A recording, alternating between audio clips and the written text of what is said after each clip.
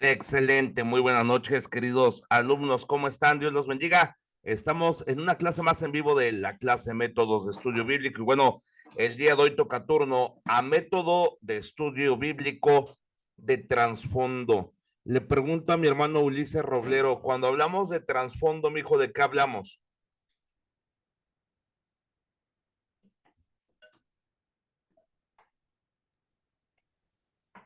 De trasfondo es como sacar algo más de lo debido, algo a fondo, pues. Se pudiera decir más o menos, a ver, hermano Omar Vázquez, hermano Pastor Omar Vázquez, trasfondo, ¿de qué pudiera tratarme, hermano? Bueno, cuando hablamos de un trasfondo es de algo que ya sucedió y vamos a hablar acerca de eso. Más que algo así, miren, el trasfondo van bien, pero es lo siguiente, podría decirse el contexto. Es como cuando ves, por ejemplo, una situación, ¿verdad? Pasa, por ejemplo, un accidente, ¿ok? Por ejemplo, aquí en Monterrey, la semana pasada hubo un accidente muy comentado. De hecho, les voy a mandar el video del accidente. Entonces, los periódicos, para vender periódicos, son muy amarillistas. El amarillismo es como exageración, ¿verdad? Bueno, le voy a dar un ejemplo. En el periódico, en la página web decía, camión choca contra un auto. Y yo te pregunto, hermano, cualquiera que me estés escuchando, cuando tú escuchas que un camión choca contra un auto, ¿cuál es tu opinión? Honestamente. El camión hizo algo indebido, ¿no? Exactamente, ¿verdad? Porque los camiones manejan bien mal, ¿verdad? Y luego decimos, ay, los camioneros siempre se pasan los altos, siempre son muy traviesos para manejar. Ah, se me hace que el camionero tuvo la culpa, pero ojo, cuando vemos el video y analizamos el trasfondo del video, nos damos cuenta que en esta ocasión el camión no tuvo la culpa, sino que la mujer iba distraída en el celular y por distraerse en el celular se pasó un alto y la mujer fue a chocar contra el camión. Entonces, en ese caso siempre es bueno saber el trasfondo, porque si no sabemos el trasfondo, tendemos a qué? A generalizar. ¿Sí está aquí conmigo? Le cuento otro y aquí está mi esposa que me está escuchando. Y eso se nos hizo muy chistoso, ¿verdad? Porque un día invitamos a una hermana de la iglesia y la hermana iba muy fiel y todo, pero normalmente los domingos en la tarde no iba al culto. Y un día se me ocurrió preguntarle, oiga hermana, ¿y por qué el domingo en la tarde no viene? Y muy apenada la hermana me dijo, hermano, es que voy a ver a mi esposo a la cárcel. Y me da pena pues comentarle, ¿verdad? Le digo, no, hermana, no se preocupe. Y me dice la hermana, ¿se acuerda? Y en aquellos tiempos todavía periódico, ¿verdad? ¿Se acuerda de aquel periódico que salió una vez que se mataron dos hombres por un lío pasional, por un lío de faldas? O sea, que dos hombres se agarraron a balazos por una mujer. Le digo, sí, hermana. Dice, bueno, el periódico mintió. No se agarraron a balazos por una mujer, se agarraron a balazos por unas tierras. El esposo de la hermana era campesino y junto con su vecino estaban peleando unas propiedades, unas tierras. Y la discusión a tal punto llegó que ambos estaban armados y se agarraron a balazos y se mataron. Pero obviamente el periódico no iba, si ponían en el titular, dos viejitos se agarran a balazos, no iba a vender. Entonces, ¿qué pusieron? Ah, se pelearon por una mujer. ¿Por qué? Porque eso iba a generar el morbo de la gente. La gente es muy curiosa, por no decir chismosa. Entonces, al generar el morbo, iban a comprar el periódico. A ver, ¿quién fue el que se mató? ¿Cómo se llamaría la señora? ¿Sí está aquí conmigo? Entonces, el trasfondo es analizar lo que hay alrededor del contenido. Les pongo un ejemplo. Por ejemplo, en el Evangelio de Lucas, Lucas, con su preparación académica, acuérdense que Lucas era un doctor, y Lucas con su preparación académica nos dice que en aquel tiempo gobernaba el Imperio Romano y que fue hecho un censo, siendo Augusto el emperador. Entonces, ¿qué necesitamos a la hora de estudiar el trasfondo? Bueno, ¿qué características tenía el Imperio Romano? ¿Quién era el emperador Augusto? ¿Por qué hizo el censo? ¿Sí está aquí conmigo? Eso es estudiar la palabra de Dios con un trasfondo. Mire, yo a la hora de preparar la clase me di cuenta de algo. Sería bueno, no sé cómo ven ustedes, que hubiera aquí en el colegio una clase de usos y costumbres de tiempos bíblicos. Oh, estaría genial. Por ejemplo, ¿por qué el río Jordán? ¿Por qué el Mar Muerto? ¿Por qué tal monte? ¿Por qué tal ciudad? Hay tanto, hermanos, de la Biblia que aprender que no acabaríamos. Pero, por ejemplo, a la hora de preparar esta clase me di cuenta que cuando estudias, por ejemplo, las ciudades, los ríos, los montes, las tribus, los gobiernos, te abre mucho el panorama de la preparación a esto. Entonces, vamos a ver el día de hoy método de estudio bíblico de trasfondo de un libro y vamos a empezar a leer, ¿ok? Ya participó. Luis Ángel, ¿usted ya participó? ¿No? Bueno, Luis Ángel, léanos, por favor, fuerte y claro esta diapositiva que está frente a usted, por favor. Dice, el método de estudio bíblico de trasfondo de un libro implica obtener una mejor comprensión del mensaje bíblico por medio de la investigación del trasfondo relacionado con el pasaje, la persona, el evento o el tópico que está estudiando. Esto implica la comprensión de la geografía, eventos históricos, la cultura y el ambiente político de este tiempo en particular en que sea parte de la Biblia se escribió. Excelente, muchas gracias, mijo. Entonces, esa es la definición. ¿Por qué? ¿Por qué es bueno, queridos alumnos, analizar el trasfondo? Porque obtenemos una mejor comprensión de lo que dice la palabra de nuestro Dios. Ahora, ¿por qué estudiar el trasfondo? Vamos rápidamente con la hermana Jacqueline Juárez. Hermana Jacqueline Juárez, fuerte y claro, por favor, léanos esta diapositiva que sigue, si es tan amable. ¿Por qué estudiar el trasfondo? Una de las principales reglas de interpretación establecidas es que, ya que la Biblia se redactó en medio de la historia, solo se puede entender más plenamente a la luz de esa historia. No es posible interpretar correctamente la Biblia si se ignora la influencia de los tiempos en los que se escribió. Un estudiante serio de la Biblia siempre va a querer conocer la geografía, la historia, la cultura y el trasfondo político del pasaje o del libro que está estudiando. Excelente, hermana. Ahora, permítame preguntarle, ya que acaba de leer, en base a esto, le pregunto algo y no es mi intención ofenderla ni molestarla, ni evidenciarla. Solamente le pregunto, ¿usted ha leído la Biblia, toda la Biblia de Génesis a Apocalipsis? No, pastor. No se preocupe, pero de lo que ha leído de la Biblia, ¿qué parte o cuál es su libro favorito de la Biblia o cuál es su historia favorita de la Biblia? El libro de Ruth. El libro de Ruth. Ahora, yo creo que al ser el libro de Ruth su favorito, yo alguna vez ha investigado un poquito el trasfondo o la época en que se escribió ese libro. No, pastor.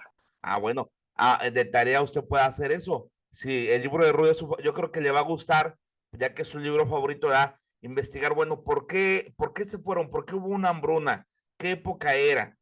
Y si nos damos cuenta, en aquellas épocas eran más o menos las épocas de los libros de los jueces. Vemos, por ejemplo, que eran descendientes del rey David. Entonces, así nos vamos haciendo preguntas en base, pues más que nada a lo que nos gusta, pero podemos aprender mucho de la palabra de Dios. Gracias, hermana, por su aportación. Que el Señor le bendiga. Sigamos leyendo. Sigue el hermano Octavio. Hermano Octavio, léame, por favor, el siguiente diapositiva en voz fuerte y voz clara, si es tan amable. La valiosa de la arqueología. Gracias a la paciente trabajo de muchos hábiles arqueólogos de muchas naciones, podemos saber mucho más hoy en día acerca de los tiempos bíblicos que los cristianos de hace medio siglo. En la actualidad podemos comprender la Biblia como nunca antes, gracias a que la arqueología ha sido un gran explicador y amigo para el estudiante serio de la Biblia. Van Beck escribió: nadie puede comprender la Biblia sin un conocimiento de la historia y cultura bíblica. Que conocen la historia y cultura bíblica sin una comprensión de las contribuciones de la arqueología. Gracias, querido alumno. Hermano Cuauhtémoc, buenas noches, ¿cómo estás? Dios te bendiga. Buenas noches, pastor. Dios le bendiga. Gusto saludarte, Cuauhtémoc. Te iba a Igualmente. preguntar, ¿alguna vez has visto un video, un libro, algo de arqueología bíblica? No, Ahora, ¿tú sí entiendes más o menos lo que es la arqueología? pues son más o menos. Ahora, por ejemplo, nuestro país, y yo creo que también hay muchos hermanos del Perú, son países con mucha riqueza arqueológica. Por ejemplo, el Imperio Inca fue el imperio más grande de Sudamérica, un imperio vasto, rico, de mucha sabiduría, de mucho conocimiento. Yo creo que el Imperio Inca y el Imperio Azteca han sido los imperios más grandes que hubo, ¿verdad? Y espero que al menos los del Perú conozcan algo de los incas, ¿verdad que sí?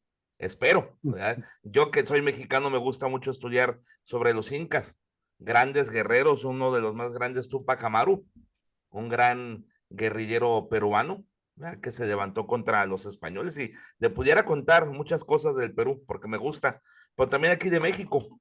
Por ejemplo, aquí cuando fue la conquista en México, los españoles quisieron borrar toda evidencia de los dioses, las tradiciones mexicanas y empezaron a construir iglesias arriba de las construcciones prehispánicas. Pero hoy en día, por ejemplo, cuando hay excavaciones y todo eso, se descubren muchas riquezas prehispánicas arqueológicas de gran valor. ¿Por qué son de gran valor? Porque te permiten conocer un poquito acerca de cómo vivían nuestros antepasados. Ahora, ¿cómo podemos definir la arqueología? La arqueología es la ciencia que estudia el pasado humano a través del análisis de restos materiales como herramientas, construcciones, cerámicas y fósiles, ¿ok? Por ejemplo, ¿cuáles son los objetos de estudio de la arqueología? Los restos materiales, las estructuras, los fósiles. Hay mucha gente que dice, ay, la arqueología qué aburrida, no, porque por ejemplo, grandes arqueólogos de diferentes países han descubierto cosas en tierras bíblicas que dan evidencia, porque mucha gente dice, ay, la Biblia es un cuento de hadas, son mentiras, Jesucristo no existió, Poncio Pilato no existió, pero hay evidencias no solo bíblicas, sino arqueológicas de que los personajes bíblicos existieron. Entonces la arqueología pues es importante a la hora de estudiar la palabra de Dios. Gracias, mi hermano Cuauhtémoc, por su aportación. Que Dios le bendiga. Hermano Felipe Padilla, buenas noches. Que el Señor le bendiga. ¿Cómo está? Hermano Felipe, ¿se me escucha? Yo creo que no. No se apure. Hermana Dani Lucas, ¿sí me escucha? Sí, pastor, buenas noches. Excelente. Léame, por favor, la siguiente diapositiva, si es tan amable. Herramientas que va a necesitar: un diccionario bíblico o una enciclopedia bíblica, un manual bíblico, un atlas bíblico. Además de las herramientas básicas recomendadas, podría consultar alguna de las siguientes obras de consulta que tratan de temas de geografía, historia, cultura y la vida diaria de aquellos tiempos. Usos y costumbres de los tiempos bíblicos, Ralph Gower, editorial Portavoz, y Manual Bíblico Ilustrado, editorial Unilink. Todo eso lo tengo yo en PDF, se los voy a compartir en el grupo, ¿ok? Todo eso lo tengo en PDF, porque pues ahorita ya comprarlo es un gasto, ¿verdad? Y por ejemplo, si usted tiene una laptop, una tablet, una computadora de escritorio y descarga el PDF, puede estudiarlo sin necesidad de comprarlo, ¿verdad? Sería padre comprarlo, pero no todos tenemos los recursos para comprar los libros, ¿verdad? Pero todo eso lo tengo en PDF y se los voy a compartir al final de la clase para que ustedes se enriquezcan. Pero también algo que les va a ayudar mucho, alumnos, es cultivarse. No me lo tomen a mal, pero necesitamos cultivarnos. No le estoy diciendo que no lea la Biblia. La Biblia es la palabra de Dios y es lo que más debe leer. Pero de repente debe leer libros de historia y más de historia bíblica. Por ejemplo, entender los contextos. En tiempos bíblicos, por ejemplo, el imperio más fuerte era el imperio romano, pero también el imperio romano tenía sus luchas, sus extractores. Por ejemplo, había un hombre llamado Aníbal de Cartago. Cartago era una parte del norte de África y este hombre se propuso derrotar a los romanos y con un ejército de elefantes cruzó las montañas de los Alpes y por poco vence a los romanos. O sea, hay muchas historias bíblicas, arqueológicas, que si usted las estudia, le van a poder dar a entender, por ejemplo, libros como el de Daniel. Cuando usted lee el libro de Daniel y escucha que la bestia que parecía leopardo, pero tenía 4 alas, habla del imperio de Alejandro Magno, o del oso que se inclinaba más de un lado que de otro, el imperio medio persa. ¿Verdad? Entonces, nos va a ayudar mucho a estudiar, sí, la Biblia, pero también estos materiales para tener un conocimiento más amplio y ser de bendición a la hora que queremos dar la palabra de Dios, ¿ok? Esas son las herramientas que vamos a citar. Vamos a ver los pasos y vamos a ver un ejemplo de cómo le vamos a hacer, ¿ok? Hermano Felipe, ¿ya me escucha? Se me hace que no me anda escuchando el hermano Felipe Padilla. Hermano Felipe, ¿sí me escucha? No, no me escucha. Bueno, hermano Mateo Hernández, ¿cómo está, hermano Mateo Hernández? Dios le bendiga, ¿sí me escucha? Claro que sí, pastor, se lo escucho. Excelente. Léame la siguiente diapositiva, por favor, el primer paso. Ok. Pasos sencillos para hacer su estudio de trasfondo. Primer paso, elige el tema o libro de la Biblia. Escoge el tema, la persona, palabra o libro de la Biblia que quiera estudiar y empiece y reunir los materiales de consulta con los que hará su investigación. La disponibilidad de obras de consulta determinará en gran manera el alcance de su estudio. Ahora, déjele pregunto algo a usted. Usted que me acaba de leer eso, mi hermano, ¿qué libro o qué tema escogería? Escogería principalmente el tema. Me gusta leer bastante el libro de Salmos porque habla sobre cantarle a Dios y muchas cosas más de sabiduría y entre el libro de Proverbios. Ah, muy bien. Ahora, déjate digo algo. Por ejemplo, ahí en Salmos, ¿cómo pudieras hacer para hacer un estudio de trasfondo? Por ejemplo, ¿qué investigarías de Salmos? Como cuando David, bueno, no me voy tan lejos, como cuando David cae en pecado con Betsabé, podemos estudiar un trasfondo que a pesar de lo que hizo, fue ante Dios y le cantó, le danzó, pidiéndole misericordia, pidiéndole que le devuelva el gozo, y de esa manera David volvió a tener tanto gozo y seguirle cantando a Dios y seguir gobernando bien el pueblo de Dios. Ah, ok, muy bien, todo eso muy bien, pero acuérdate que lo que estamos viendo, más allá de un enfoque espiritual o práctico, estamos viendo un enfoque histórico o de contexto. Por ejemplo, hay algunos salmos en los que nos dice literalmente la situación. Por ejemplo, si tú vas a escoger salmos, te voy a dar un ejemplo, acompáñame allá a tu Biblia rápidamente. Por ejemplo, hablaste ahorita del Salmo 51, ¿sí está aquí conmigo? Amén. Salmo 51. Bueno, tú vas a analizar, no te estoy diciendo que esa vaya a ser tu tarea, pero lo vas a poner de ejemplo, ¿ok? Por ejemplo, Salmo 51 empieza diciendo, al músico principal, Salmo de David, cuando después de que se llegó a Betsabé, vino él, Natán el profeta. Entonces, con eso en mente, ¿cuál va a ser tu estudio de trasfondo? Por ejemplo, ¿en qué momento escribió David ese libro? En el tiempo que salen los reyes a la guerra. ¿Ok? Lo dice la Biblia. ¿Cuál fue la consecuencia o cómo David quiso esconder la consecuencia de su pecado embriagando al esposo de Betsabé y mandándolo al frente de la batalla? ¿Quién era el general del ejército? Joab. ¿Sí estás aquí conmigo? Más o menos en qué años se escribió esto. Entonces, lo que les pedimos en el estudio bíblico de trasfondo, más allá de un enfoque espiritual que todo estudio debe tener, es un enfoque estadístico y geográfico arqueológico. O sea, tú me vas a reunir datos, por ejemplo, en qué momento fueron a pelear, por qué lo pusieron al frente de la batalla. Eso es bien clave, porque al frente de la batalla ponían a los más valientes.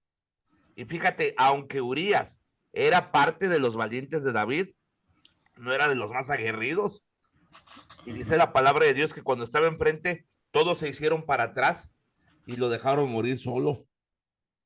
Esa parte de la Biblia me enoja mucho porque digo, qué tremendo, cómo era un hombre valiente, un hombre íntegro, y lo mataron a traición, sus propios amigos, los compañeros del rey se echaron para atrás y lo dejaron morir solo. Entonces son cosas que hay que analizar. Bueno, ¿por qué lo mandaron mero al frente? ¿Qué implicaba? ¿Quiénes eran los hombres que estaban mero al frente? ¿Qué podía hacer el rey David? Porque no cualquiera podía llegar con el rey y menos retarlo. Por ejemplo, David pudo haber matado a Natán, el profeta, porque nadie llegaba con el rey a faltarle el respeto. Entonces, eso es lo que tenemos que hacer con este estudio de trasfondo. Más allá de buscarle un fin espiritual, es buscarle un fin informativo, arqueológico y de contenido. ¿Sí quedó claro para cuando haga su estudio? Sí, pastor. Excelente, muy bien. Ahora sigamos en el segundo paso. Hermano Jorge Solórzano, si es tan amable, léame la segunda diapositiva, si es tan amable. Bien fuerte. Segundo paso. Obtenga una visión práctica a partir de la geografía. Van a necesitar familiarizarse con la geografía de Palestina y el cercano oriente en general. Esto incluye los tipos de tierra que se encuentran allí, las principales montañas y colinas, elevaciones y precipitaciones pluviales, los cuerpos de agua más grandes, mares, lagos, ríos, así como la ubicación de ciudades y naciones, de famosos puntos de referencia y de las fronteras de los países de las inmediaciones en el tiempo que está estudiando. Mientras estudia el Nuevo Testamento, en particular los viajes misioneros de Pablo, va a necesitar estar enterado de los países y ciudades del Mediterráneo que estaban activos durante el tiempo del Imperio Romano. Excelente. Ahora, Jorge, no apagues el micrófono. Por ejemplo, ¿tú has leído la Biblia en su totalidad o has leído parte? No toda, parte sí. Ahora, de lo que has leído de la Biblia, geográficamente, ¿qué río, qué montaña, qué lugar te llama más la atención de los lugares bíblicos? Que mira, tremenda esta montaña, tremendo este río, tremenda esta ciudad. ¿Qué te llama la atención de la Biblia en temas geográficos? Que llame tu atención. Obviamente conocido es como el río Nilo, el Mar Muerto, pero Ándale. hace días me llamó mucho la atención la cueva de Adulán. ¿Verdad que sí? ¿Por qué te llama la atención? Bueno, sí, primero porque es la que usted, su caja de rescate, ¿verdad? Sí, sí, sí. Me llamó la atención porque yo no sabía que existía eso, pero sí me imaginaba que debía de aparecer en la Biblia, ¿verdad? Y fue porque, pues, obviamente ahí es donde se refugiaba David y ahí es donde acudían personas en problemas, personas que necesitaban de un apoyo. Exactamente, por ejemplo, Adulam en hebreo significa refugio, ¿verdad? Y era una de las muchas cuevas que conocía David. Y por ejemplo, era un lugar especial porque ahí dice la palabra de Dios que llegaban los afligidos, los endeudados, los de espíritu amargado, todos los que estaban mal, pero cuando pasaban tiempo con David, llegaron a ser los valientes de David. Entonces, aún los lugares, por ejemplo, hay un salmo, vayan allá en su Biblia, como aún la geografía bíblica tiene sentido. Por ejemplo, yo creo que a ver, esta pregunta va al aire, a ver quién me la dice. ¿Quién de ustedes sabe cuál fue el mar donde pasó o hizo más milagros nuestro Señor Jesucristo? El Jordán. El mar, no el río, el mar. Mar de Galilea. Ándele, el mar de Galilea, exactamente, ¿verdad? Dicen que ahí en ese mar Jesucristo lo caminó. Tremendo, ¿verdad? Un lugar muy especial. Pero, por ejemplo, dice la palabra del Señor, Salmo 126, ¿ya estamos ahí? Salmo 126, 4. Mira que dice, haz volver nuestra cautividad, oh Jehová, como los arroyos ¿de qué? Del Negev. Quien me conteste esa, o sea, las voy a dejar de tarea quien la quiera. No es obligatorio hacerla esta que les dejo. pero quien la haga va a tener punto extra. ¿A qué hace referencia la Biblia cuando habla de que haga volver la cautividad como los arroyos del Negev? Investíguelo, puede verlo en el internet, puede buscarlo, ¿ok? Y va a tener un puntito extra aquí en la clase. Pero se dan cuenta cómo hasta la geografía es importante, cómo aún, por ejemplo, dice la palabra de Dios que los que confían en Jehová son como el monte de Sión, que no se mueve, sino que permanece para siempre. Por ejemplo, otro lugar de geografía importante es el Mar Rojo. Cómo el Mar Rojo literalmente se abrió para que el pueblo de Israel pasara en seco, y luego igual cuando los egipcios querían pasar, el Mar Rojo se volvió y se cerró. Hay evidencias arqueológicas de buzos que han encontrado osamentas y cosas de egipcios en el fondo del Mar Rojo. Entonces, no es una mentira esto que pasó, puesto que hay evidencia arqueológica y geográfica. Entonces, con eso en mente, segundo paso, obtenga una visión práctica a través de la geografía. Por ejemplo, vamos a hacer un top 10 o un top 5 o top 5, ¿ok? Top 5 de lugares bíblicos geográficamente importantes. Por ejemplo, hermana Patti Rangel, dígame uno de los lugares bíblicamente más importantes en la geografía bíblica. Una ciudad, un río, un monte, un lugar importante bíblicamente, solo uno.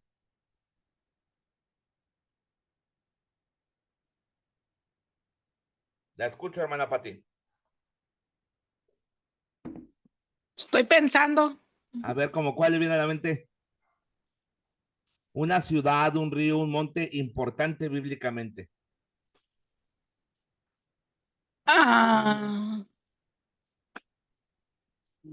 Estoy pensando donde crucificaron al Señor, pero ya se me olvidó cómo se llama. Muy bien. Golgota. Empieza El con... Golgota, ándale. Bueno, ahí en la ciudad de Jerusalén, muy bien. Ese es un lugar Golgota. importante. Jorgito, otro lugar bíblico importante, mijo. Ya dijeron Golgota, Jerusalén. ¿Otro? El Mar Rojo. El Mar Rojo. ¿Por qué se te hace importante el Mar Rojo, mijo? Allí cruzó el pueblo de Israel de Egipto hacia la tierra prometida. Excelente. Angelito Mendoza Carrasco, otro lugar bíblico importante, mijo. Jordán. El río Jordán, perfecto. José Velasco, otro lugar bíblico importante.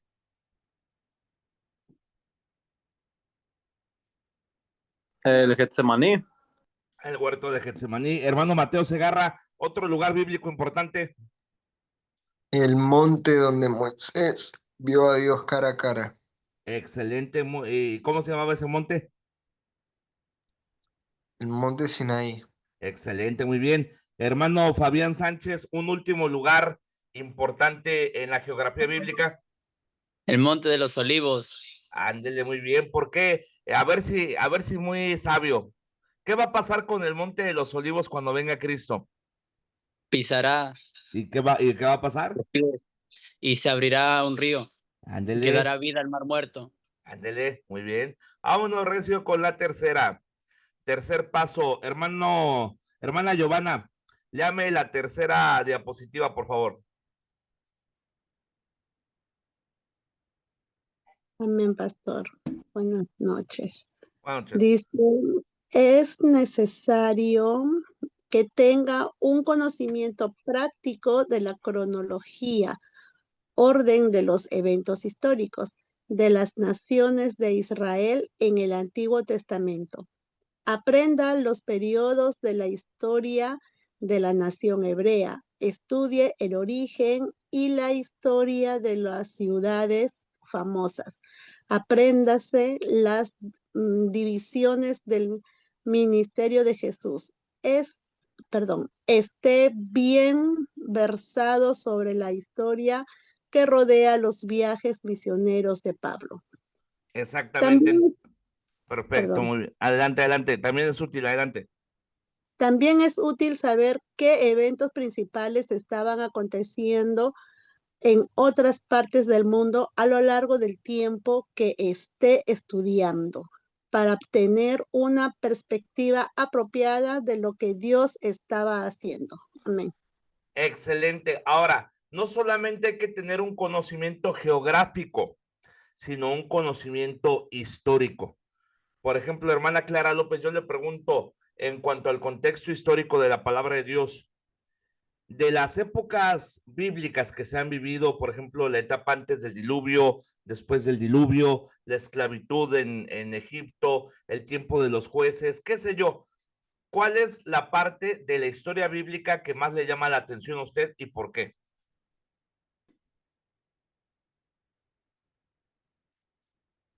Bueno, me llama la atención en cuanto a Moisés, toda la historia desde que él, perdón, sale de Egipto y cómo va 40 años con su suegro Yetro y cómo Dios lo llama en el monte Horeb y cómo regresa. De esa historia me gusta mucho. Esa época de la historia bíblica, muy bien, y es una época muy importante porque fue la formación ahí del pueblo de Israel. Hermana María, dame, ¿a usted qué parte de la historia bíblica, aparte de la de Moisés, le llama la atención?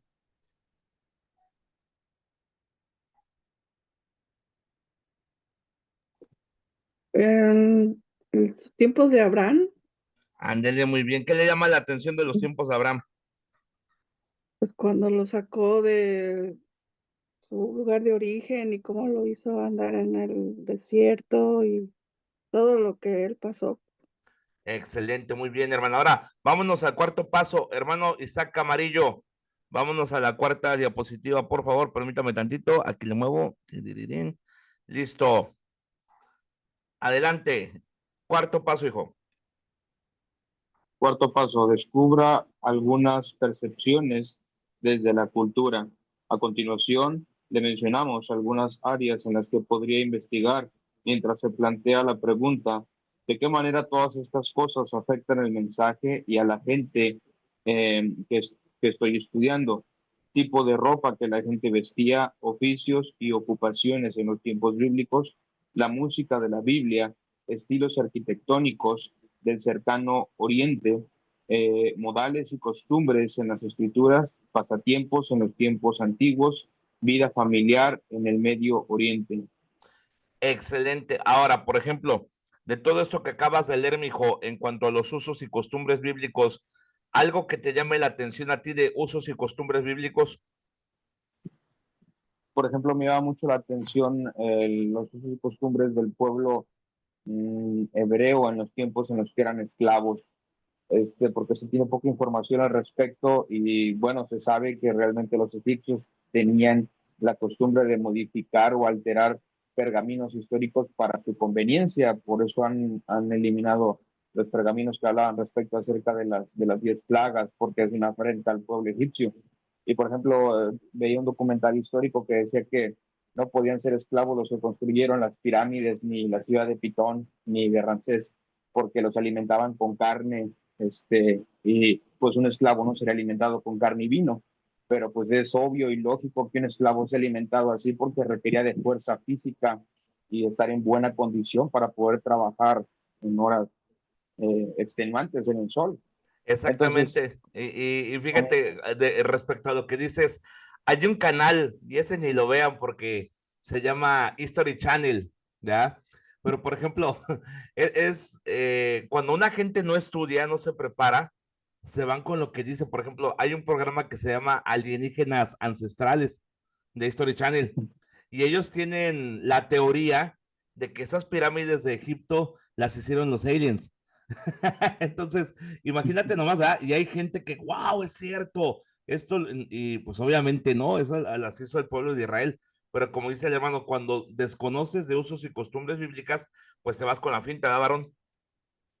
Sí, así es. Y de hecho, pues era común que se alimentaran de carne porque para empezar todo el pueblo hebreo era pastor, entonces eran pastores de rebaños, entonces ellos se alimentaban de lo que criaban. Y además la ingeniería que se utilizó para poder transportar todos los bloques de granito que se utilizaron para las pirámides, o sea, era un asunto de ingeniería muy grande que se tenía para eso.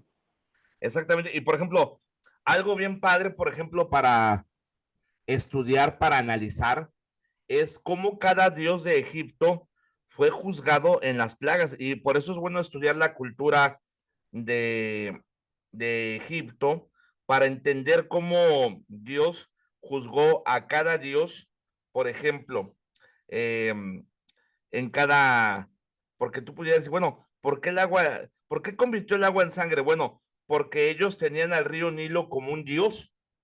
Para ellos el río Nilo, uno de los ríos más grandes del mundo junto al Amazonas, era un dios y lo adoraban como dios y le ofrecían ofrendas al río. Y por eso fue que Dios juzgó primeramente al río y se convirtió en sangre. Luego, por ejemplo, ellos tenían un dios rana.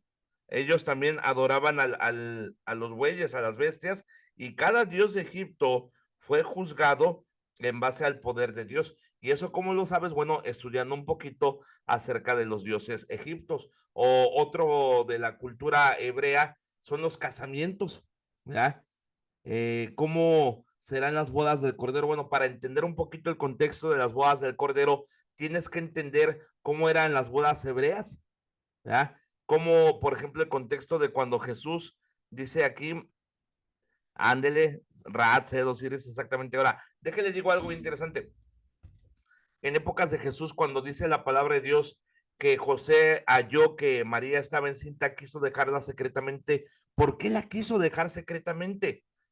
Porque José estaba en todo el derecho de decir, bueno, esta María está embarazada, porque ellos desde chiquitos ya por el civil ya estaban amarrados, casados.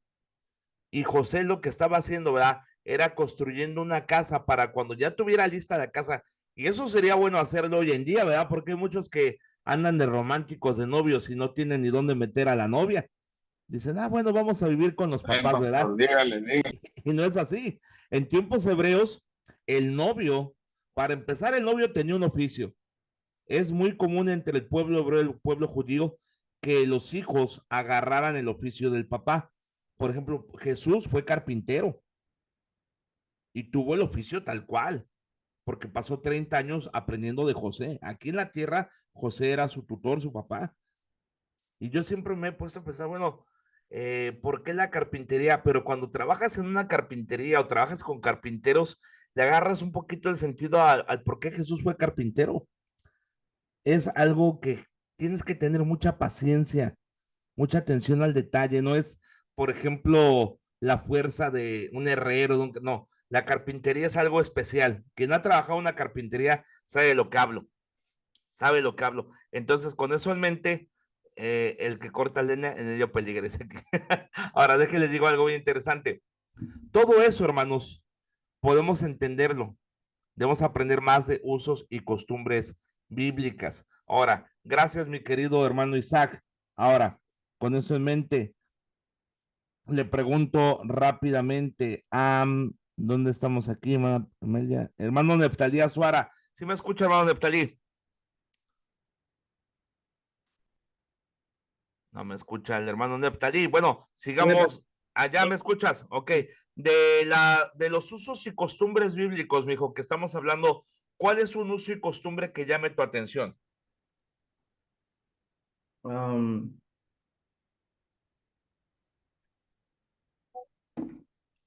Te agarré en curva, ¿eh? Me agarró. Bueno, entonces léeme el quinto paso, por favor, ya que estás aquí. Sí, pastor. Adelante.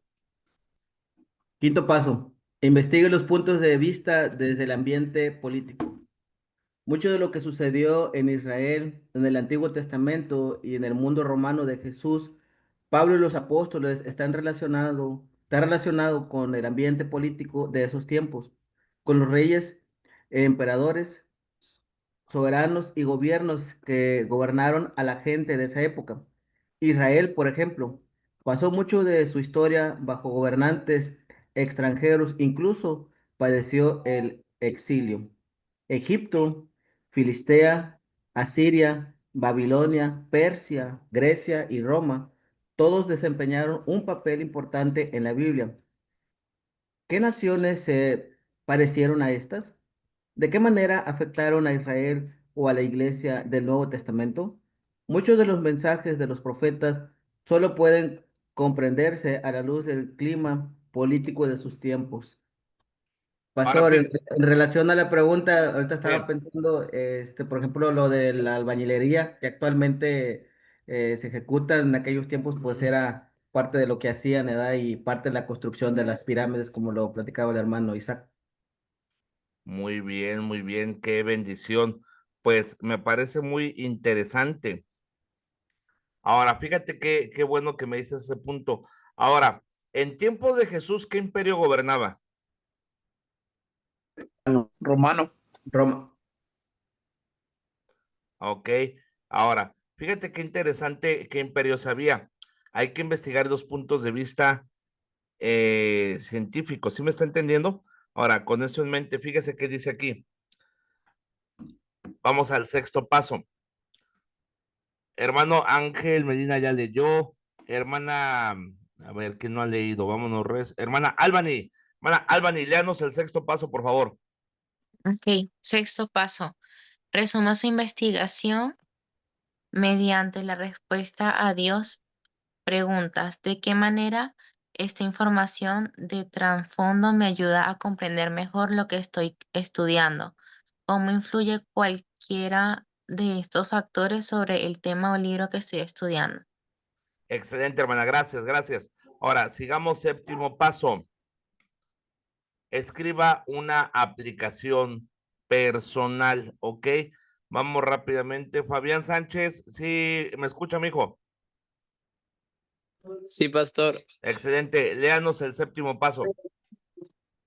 Aunque puede ser difícil llegar a una aplicación personal en este tipo de estudio, debe poder conseguir una a partir del tema original que está estudiando. De hecho, la investigación del trasfondo de su tema lo habita para que pueda encontrar una aplicación que quizá necesite hoy, y los datos pueden ayudarlo a hacer que esa aplicación sea para usted importante. Excelente. Ahora, con eso en mente, vámonos rápidamente aquí a un formato de trasfondo. Vamos a ver un ejemplo de cómo hacerlo. ¿Sí están aquí? Ok, vámonos. ¿Qué libro vamos a agarrar? El libro de Efesios, ¿ok? Aquí está. Ahora, ¿qué obras de consulta vamos a usar? El manual bíblico y el diccionario. ¿Cuál es el trasfondo geográfico? ¿Ok? Cuando usted haga su estudio de trasfondo, va a buscar el trasfondo geográfico. ¿Dónde estaba la ciudad de Éfeso? La ciudad estaba asentada en la costa occidental de Asia Menor, en la desembocadura del río Caistro, uno de los 4 valles principales de este a oeste, en el mar Egeo, por Grecia. Estaba ubicada al camino principal que corría al este por Asia Menor, a Siria, Mesopotamia, Persia y la India. Fíjate qué interesante, porque es importante analizar esto. No era cualquier ciudad. Éfeso era una gran ciudad portuaria y tenía una población de 400,000 habitantes en tiempos del apóstol Pablo. Era la ciudad más importante en la provincia romana de Asia. Su ubicación estratégica era un puerto, la convirtió en un lugar de punto de reunión de rutas de comercio de mar y tierra en esa parte del mundo en aquellos días. Por ejemplo, ¿cuántos han leído Efesios 1? Cuando habla del Espíritu Santo, que es nuestras arras. ¿Han leído esa parte? Vamos a leerla, vamos para allá, Efesios. Vamos a Efesios capítulo 1. Mire que dice la palabra de Dios. Ahí está, Efesios capítulo 1. Ahí lo tenemos. Fíjate que dice la palabra del Señor, Efesios capítulo 1, 13. En él también vosotros, habiendo oído la palabra de verdad, el evangelio de vuestra salvación, y habiendo creído en él, fuiste sellados con el Espíritu Santo ¿de qué? De la promesa. Ahora, fíjate qué interesante las palabras griegas originales que usa Pablo. Acuérdate que estamos diciendo que Éfeso era un puerto, había mucho comercio marítimo, ¿ok? Supongamos que una persona, por ejemplo, de Tarsis, España, andaba en Éfeso comprando madera, comprando especias, comprando oro, comprando qué sé yo, ¿verdad? Como cuando compras por Amazon, ¿verdad? Y encargas algo, pero aquel entonces tenían que ir hasta allá. Y este hombre de Tarsis, este comerciante de Tarsis, todos tenían su sello particular. ¿Ok? Entonces, ¿qué hacía el hombre? Compraba, por ejemplo, 20 tablas de madera de ébano, del Líbano, no sé, de cedro del Líbano. ¿Qué pasa? Las compra y en cada una de las maderas él pone su sello, ¿ok? Para identificar las que son de él. Es como cuando uno trabaja en un rancho y marcan a las reses para evitar que se la roben, porque quien se la roba, mira, esa trae mi marca, esa es mía, échala para acá. Igualmente, compraba la madera, la marcaba, pero ahí te va lo interesante. Era marcada la madera, pero el navegante, el del barco, el que iba a llevar la madera de Éfeso a Tarsis, le daba unas monedas particulares que eran las arras. Entonces, la madera iba a viajar de Éfeso a Tarsis, pero cuando llegara allá a Tarsis, el hombre iba a identificar la madera porque estaba marcada, pero a cambio, para recibirlas, el hombre tenía que dar las arras que recibió en Éfeso. Era como una nota, ¿sí está aquí conmigo? Y como la palabra de Dios nos dice que fuimos sellados con el Espíritu Santo. Y el Espíritu Santo es Dios en nosotros mientras estamos aquí en esta tierra. Pero un día, ¿qué pasa? Un día vamos a dejar de vivir y estaremos ¿dónde? Con Cristo, con un cuerpo glorificado, semejante al que Cristo tuvo cuando estuvo aquí en la tierra. Ahora, qué interesante eso, que fuimos sellados y que el Espíritu Santo es nuestras arras. Es lo que nos da testimonio de que somos hijos de Dios. ¿Sí está aquí conmigo? Pero ¿cómo conocer el contexto marítimo, portuario? ¿Y cómo Pablo usa esto para que los de Éfeso puedan entender? Es por eso interesante conocer el trasfondo geográfico comercial. ¿Por qué? Porque si tú lees, ¿por qué las arras? ¿Por qué sellados? Pues quién sabe. Pero ya cuando lo analizas dices, wow, qué tremendo. Por eso era que dice sellados. Por eso es que dice las arras. Ya le agarras más comprensión a la lectura de la palabra de Dios. Ahora, en Éfeso, ¿cuál era su trasfondo histórico? ¿Ok?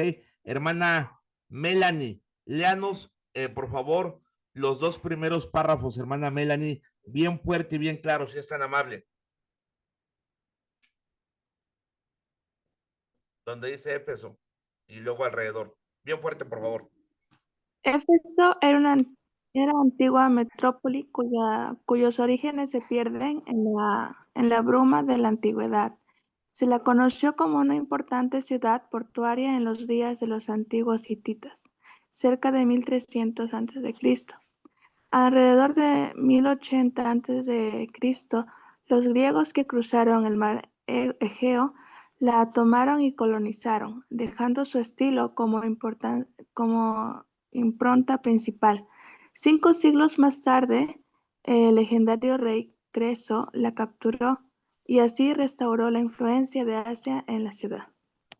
Tremendo. Siguiente, Rodrigo Torrejón, léame los dos siguientes párrafos, mijo, por favor.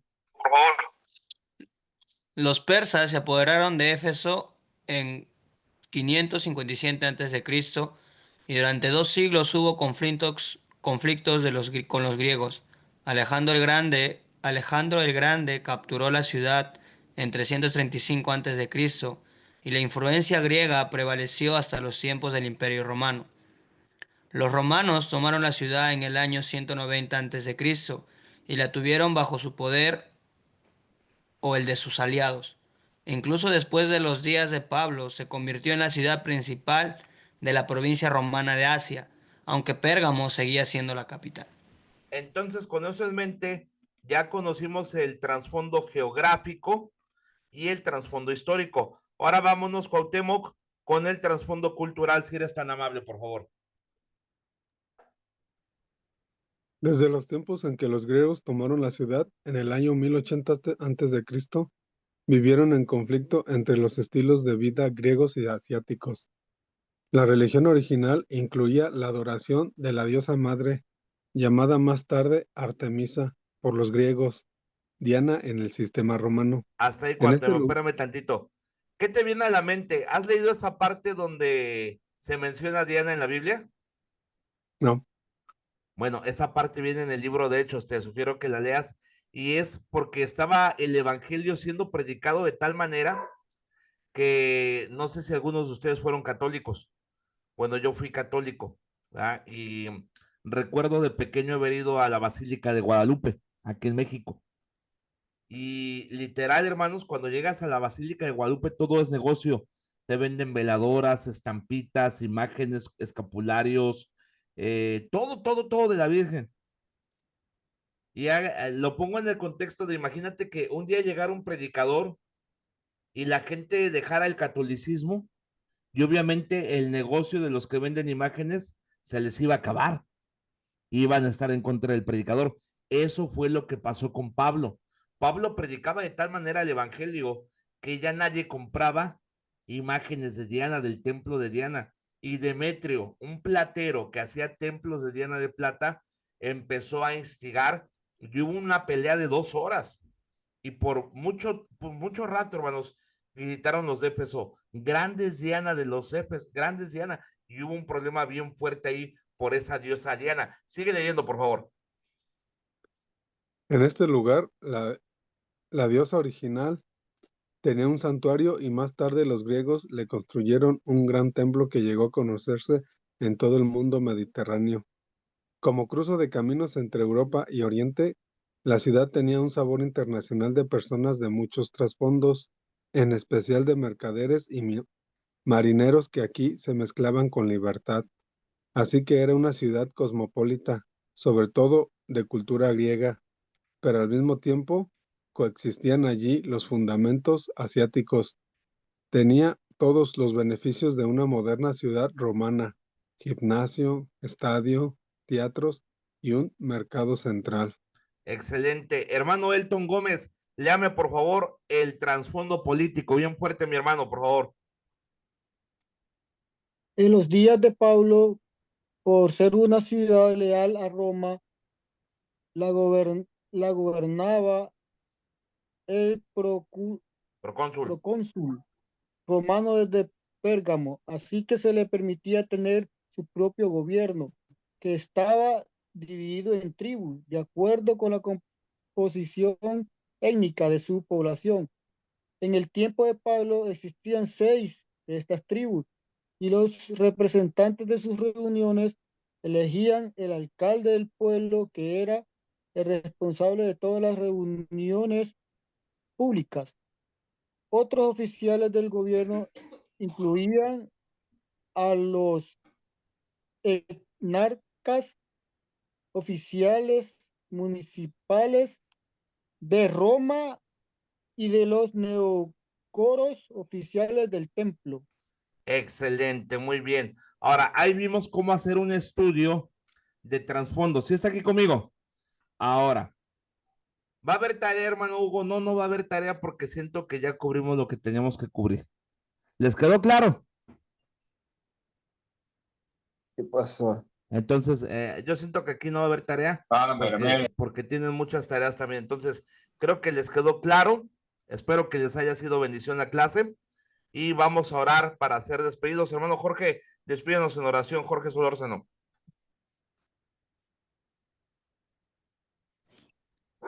Querido Dios, gracias por esta oportunidad que nos diste de tomar esta clase, Señor. Gracias por las clases anteriores, Señor. Te pido que lo que nos enseñaron los pastores, Señor, lo podamos poner en práctica, Señor, y siempre tengamos como fin alabar tu nombre, Señor.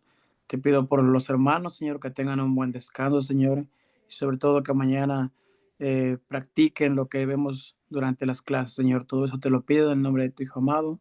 Amén y amén. Amén, alumnos. Gracias. Que Dios los bendiga. Descanse, pastor. Gracias.